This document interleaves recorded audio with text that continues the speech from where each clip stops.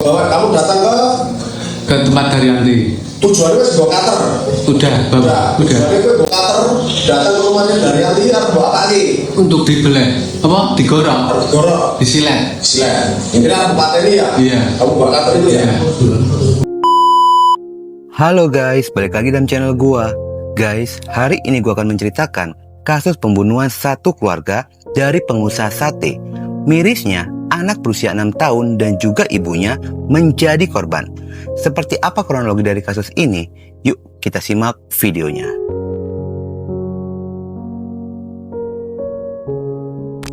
Peristiwa pembunuhan ini bermula dari sebuah rumah yang terlihat sangat mewah, berdiri agak sedikit berjauhan dari pemukiman warga sekitaran, yang berlokasi di Duku, Desa Pengkol, Kecamatan Karanggede, Kabupaten Boyolali.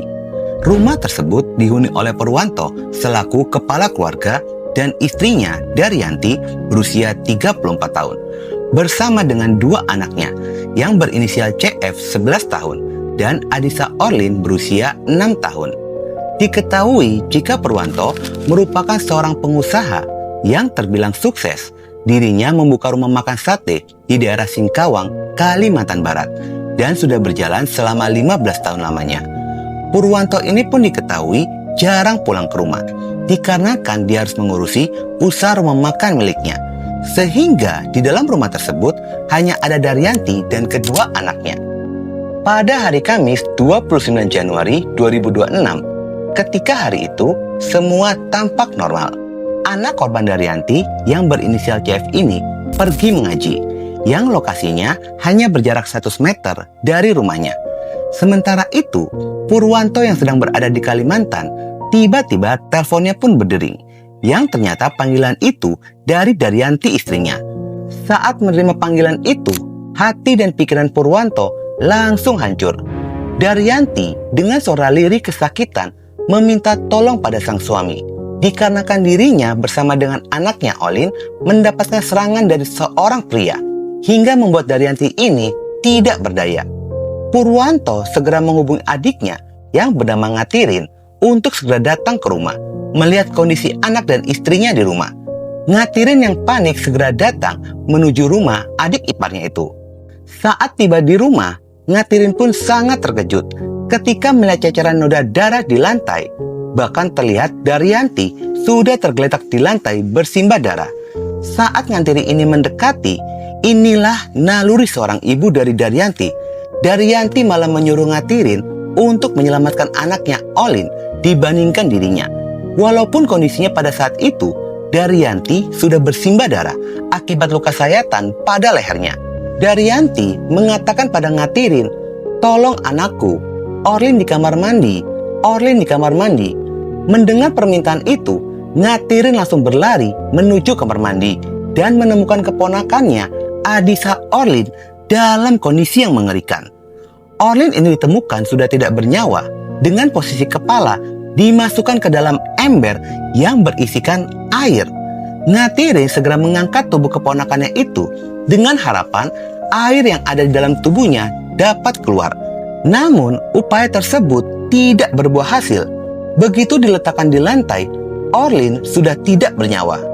Mendapati keponakannya sudah tidak bernyawa, Ngatirin kembali menghampiri Daryanti dan memberikan pertolongan yang kondisinya sudah semakin melemah akibat pendarahan hebat. Ngatirin berteriak sekuat tenaga meminta tolong pada warga sekitaran. Warga pun yang mendengar teriakan itu segera berkumpul ke lokasi. Melihat kondisi Daryanti yang sudah melemah, warga berinisiatif membawa tubuh Daryanti dan Orlin menuju RSUD Simo, Boyolali. Daryanti pun harus menjalani perawatan secara intensif dikarenakan kondisinya sudah kritis. Mas Rin, Oli nolong di kamar mandi, Oli nolong di kamar mandi, tolong, Oli nolong di kamar mandi, tolong di jinguk, katanya dibantulah gitu. Itu saya ke kamar mandi, anaknya tuh udah dimasukin dalam ember, setengah badan yang sebagian jiwa. Peristiwa pembunuhan yang mengerikan itu segera dilaporkan pada pihak kepolisian setempat. Saat polisi tiba di lokasi, dugaan sementara akibat pencurian. Hal itu dikarenakan motor Scoopy milik korban telah hilang. Ada kemungkinan pencuri ketahuan, lalu korban ini berteriak. Tetapi pengakuan dari warga sekitaran, tidak ada satupun yang mendengar teriakan dari korban. Yang kemungkinan dikarenakan rumah korban ini lokasinya agak jauh dari pemukiman warga, sehingga teriakan korban tidak terdengar oleh warga lainnya. Sementara itu, untuk proses penyelidikan lebih lanjut, polisi memindah jasad korban Olin dibawa menuju rumah sakit Dr. Mawardi Solo untuk keperluan visum. Seusai dari olah TKP pada malam harinya, polisi pun mensterilkan lokasi dan melakukan penjagaan. Di dalam penyelidikan polisi mengambil kesimpulan jika pelaku ini hanya satu orang, dan polisi pun sudah mengantongi identitasnya, yang dimana terduga pelaku diketahui sudah melarikan diri, dan pihak kepolisian pun sedang berupaya melakukan pengejaran.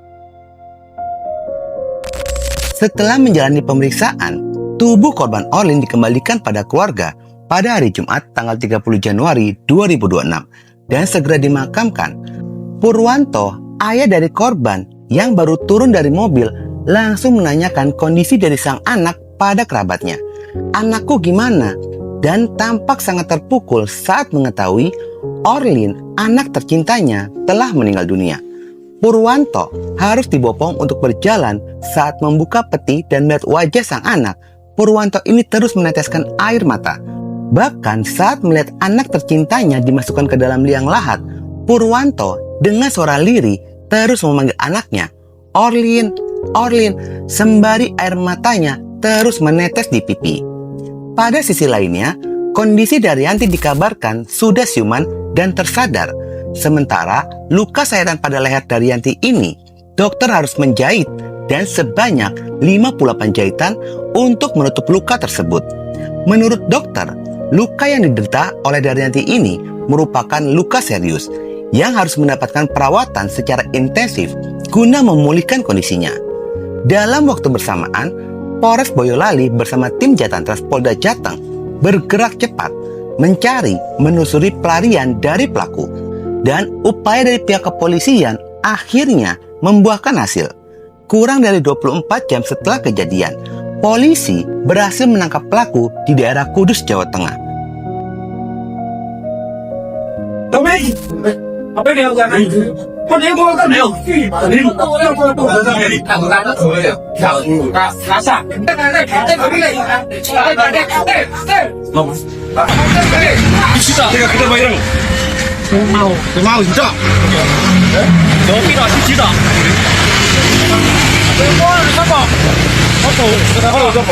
Pelaku pembunuhan ini bernama Agus, berusia 38 tahun. Dan pada saat ditangkap, dirinya pun sedang tidur di rumah kerabatnya. Selain itu, polisi juga berhasil mengamankan sepeda motor milik korban yang dibawa lari oleh pelaku. Jika melihat sepintas pada kasus ini, mirip dengan kasus pencurian. Tetapi setelah dilakukan pemeriksaan secara intensif, motif pada pembunuhan ini dikarenakan hutang piutang, yang dimana pelaku Agus memiliki hutang kepada korban Daryanti. Selain itu, adanya kecemburuan sosial dari pelaku kepada Purwanto, suami korban yang merupakan pengusaha sukses. Pelaku Agus dan korban ini sudah saling kenal, namun tidak memiliki hubungan spesial. Istri dari Agus sering datang ke rumah korban, sehingga hubungan kedua keluarga ini pun terbilang dekat dan baik, serta merupakan tetangga yang hanya berbeda RT saja. Pada sisi lainnya, pelaku ini terbilang tidak mampu dan pekerjaannya pun serabutan, dikarenakan terdesak ekonomi. Lalu pelaku sempat meminjam uang kepada Daryanti, namun nominalnya tidak dijelaskan. Usai dari meminjam uang, pelaku pun tidak kunjung membayar sesuai dengan janjinya. Bahkan terkesan pelaku ini menghindar. Hingga puncaknya, 5 hari sebelum pembunuhan, akhirnya Daryanti menagih hutangnya. Namun alasan dari Agus ini selalu mutar-mutar tidak jelas, dan justru pelakulah yang balik marah kepada Daryanti karena berani menagih hutang kepada dirinya. Usai dari penagihan itu, muncullah amarah dan sakit hati dalam diri pelaku. Lalu pelaku pun berencana untuk melakukan pembunuhan kepada Daryanti yang menjadi target utama.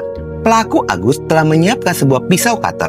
Pisau cutter itu diakui oleh pelaku jika dirinya sering membawa yang biasa digunakan untuk bekerja.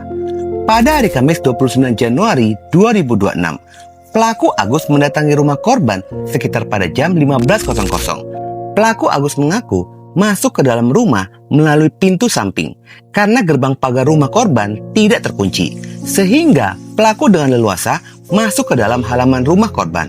Saat pelaku ini berada di pintu samping rumah, pelaku memanggil Daryanti, lalu Daryanti keluar untuk menemui pelaku. Dalam pertemuan itu, pelaku mengatakan kepada korban Daryanti ingin membayar hutangnya, lalu pelaku beralasan ingin masuk ke kamar mandi dengan tujuan agar bisa melihat ke dalam rumah dan melihat situasi. Sesaat sudah masuk ke dalam rumah, pelaku pun kembali beralasan dan mengatakan tidak jadi buang air kecil, lalu menanyakan nomor rekening kepada korban. Korban sambil menyebutkan nomor rekening, pelaku Agus pun mencatat nomor rekening tersebut. Usai mencatat nomor rekening, tiba-tiba pelaku menyerang korban dengan cara menggenggam leher korban dalam posisi keduanya yang di lantai. Lalu korban Daryanti mengatakan, "Gus, apa ini? Sudah hutangmu, anggap lunas saja." Pelaku sudah tidak peduli dengan perkataan Daryanti dan memang pelaku mengaku kedatangannya ini untuk membunuh korban Daryanti. Sambil posisi tangan menggenggam leher korban, pelaku mengambil pisau cutter lalu menyayat leher dari korban. Pada saat kejadian itu, sepertinya korban Olin anak berusia 6 tahun ini menyaksikan ibunya sedang dianiaya oleh pelaku Agus. Pelaku yang khawatir aksinya bakal terungkap dan akhirnya menyerang korban Orlin dan membawanya ke kamar mandi. Lalu kepalanya dimasukkan ke dalam ember yang berisikan air, hingga akhirnya Orlin kehilangan nyawa.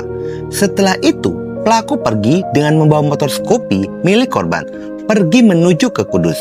Kasus ini pun terungkap setelah korban Daryanti dengan tenaga yang tersisa berhasil menelpon suaminya Purwanto.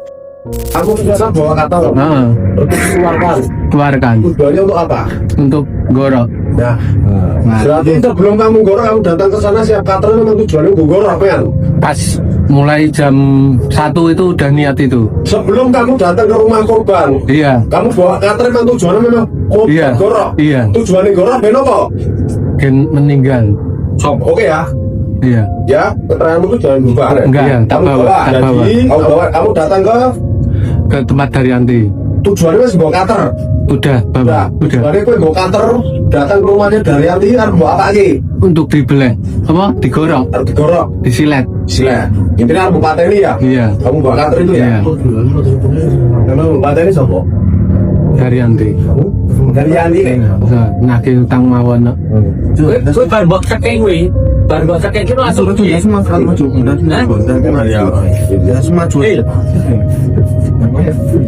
Selain fakta dalam pembunuhan ini, terungkaplah fakta lainnya. Ternyata sosok pelaku ini memang dikenal hobi berhutang dan tidak pernah membayar hutangnya. Atas kejadian ini pun, pelaku terjerat pasal berlapis, yakni terancam pidana mati. Guys, inti sari dari kasus ini, berhati-hati dalam menjalin pertemanan. Jarang sekali orang yang tulus dalam berteman. Biasanya, orang lain mau dekat dengan kita karena ada sisi yang bisa dimanfaatkan. Terkadang, orang tidak tahu diri dan toksik seperti Agus inilah yang menjadi bumerang dalam pertemanan, baik di sekolah ataupun di lingkungan bertetangga. Oke guys, sekian dulu video gue hari ini dan jangan lupa ikuti terus video gue. Oke?